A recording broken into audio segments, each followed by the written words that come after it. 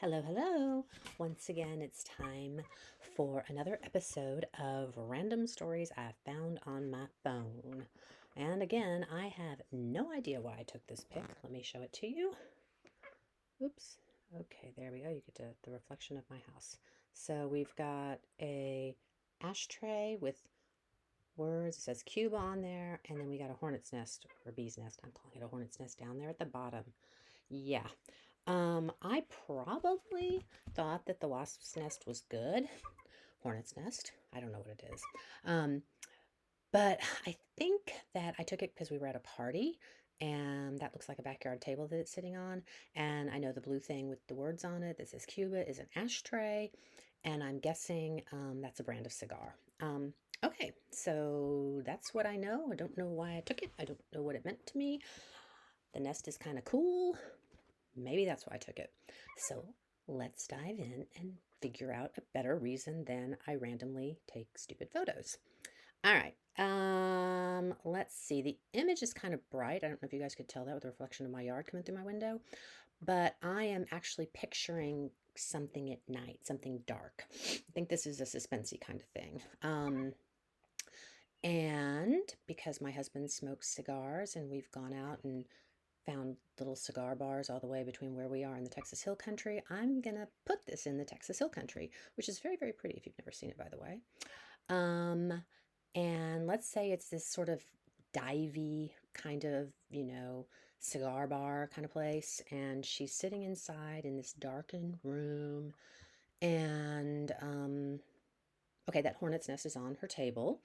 And she's nursing a drink, maybe some really bad French fries. And then this guy comes in, and he's like all darkly romance novel-y handsome, like a Remington Steele with an edge. I'm totally dating myself. Pretend like you didn't hear that. And he's like looking at her, and she just, kind of looks away, kind of embarrassed because she has just broken up with her boyfriend. Now, she wasn't married. She's not divorcing. She's broken up with her boyfriend.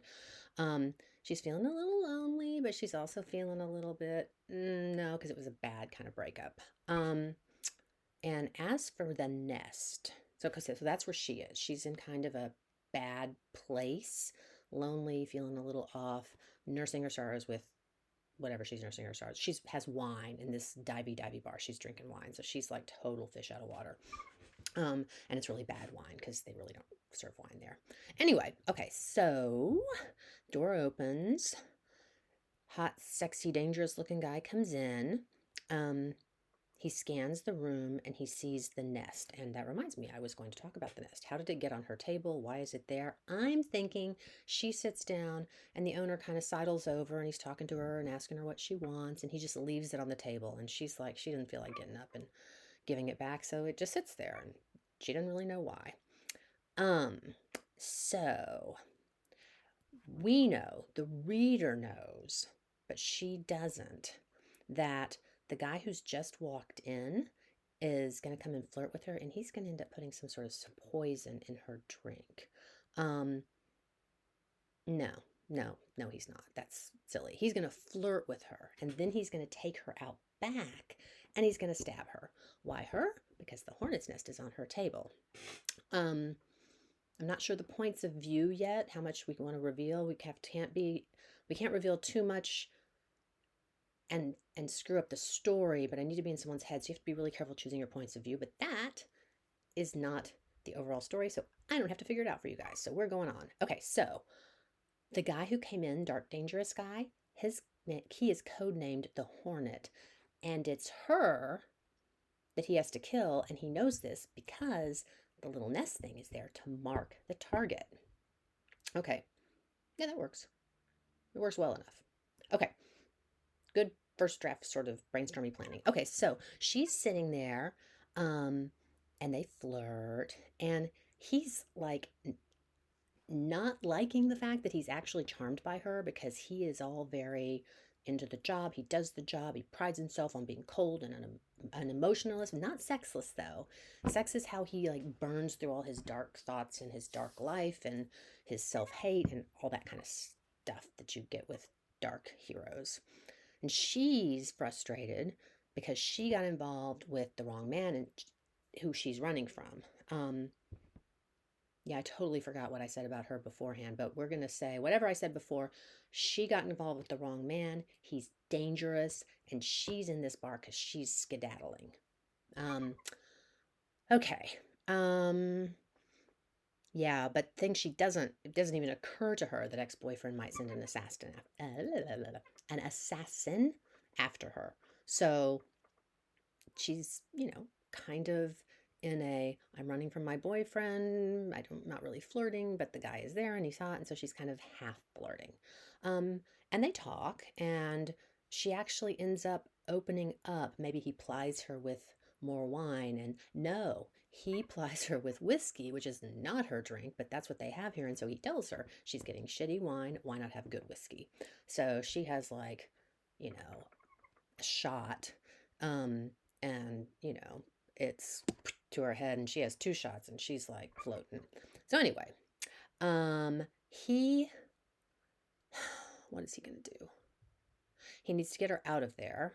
Um, so that he can do his thing. He's supposed to be killing her. So he suggests, if she's running from her bad boyfriend, that he can drive her to Austin, big city, so that she can, either disappear into Austin, or she can, catch a plane, catch a bus. I actually lived in Austin most of my life, and I don't know if we really have a train that gets her out of town. I think we do. She could take Amtrak and leave for somewhere else entirely.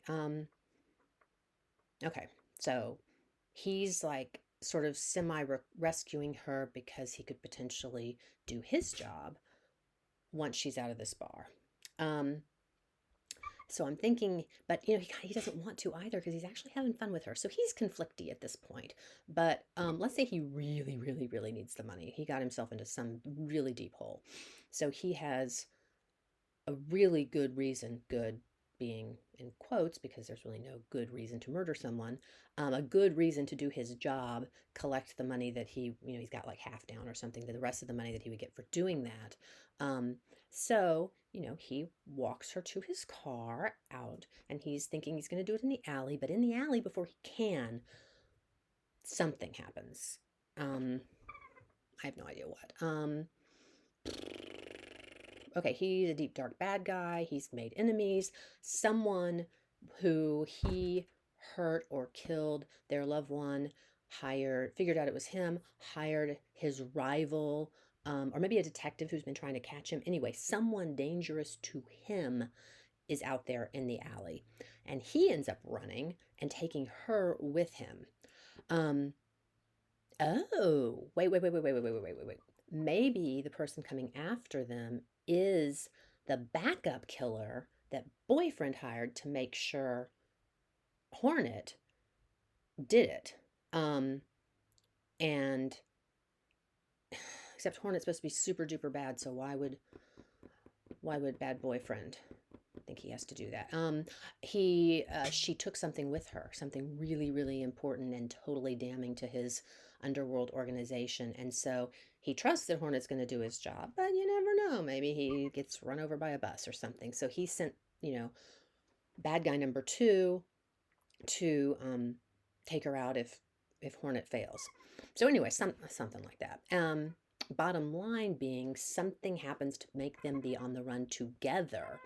And then when he finds out that she's like from a really wealthy family, he doubles down on keeping her alive because he needs money and he wants to figure out a way to finagle her money, even if it's just payment to protect her. So anyway, so they're on the run together. It's an on the run story together with, hiding in abandoned houses, and maybe they pay cash for an upscale hotel, and, you know, it develops over time, but basically they, over the course of the story, end up falling in love because romance novel. We've got the whole romance arc building throughout the whole thing where they come to trust each other, secrets revealed slowly. She needs a few more secrets. I don't know what they are right now, but um, she's got a lot of money. She's an heiress.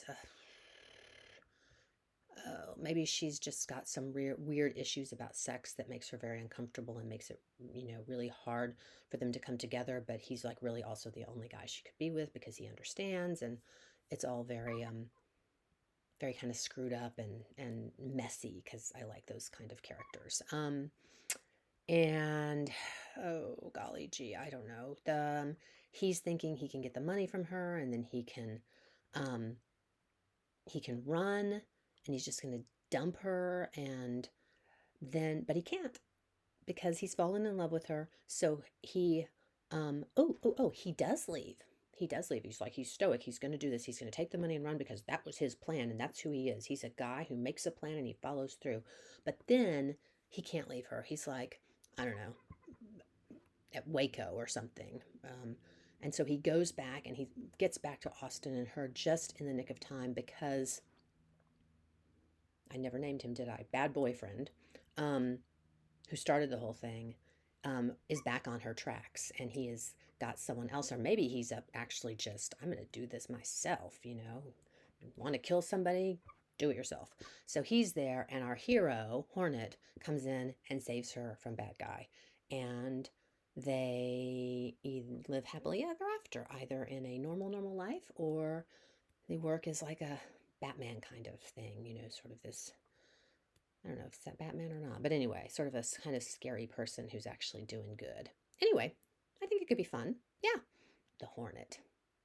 I like it. Anyway, hope you guys enjoyed today's. Tune back in next week for another episode of Random Stories I Found on My Phone.